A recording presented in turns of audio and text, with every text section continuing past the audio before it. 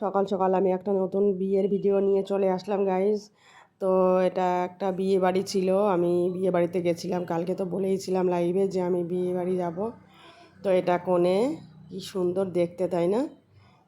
নতুন বউ এরই বিয়ে হচ্ছিল কালকে। তো আমি চলে গেলাম খেতে। প্রথমে দিল ভাত, তারপরে দিল ডাল। তো আমি মাখিয়ে নিচ্ছি ভাত ডাল, মুখে পুড়েও নিলাম। তারপরে দিয়ে গেল চিপস।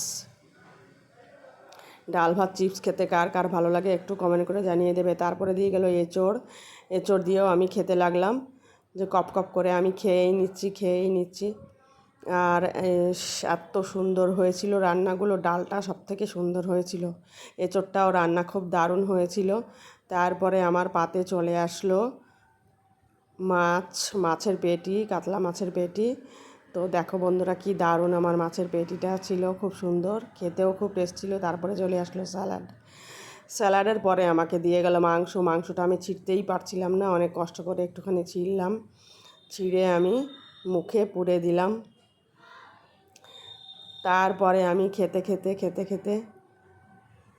এত খিদে পেয়েছিল, আমি খেয়েই যাচ্ছিলাম।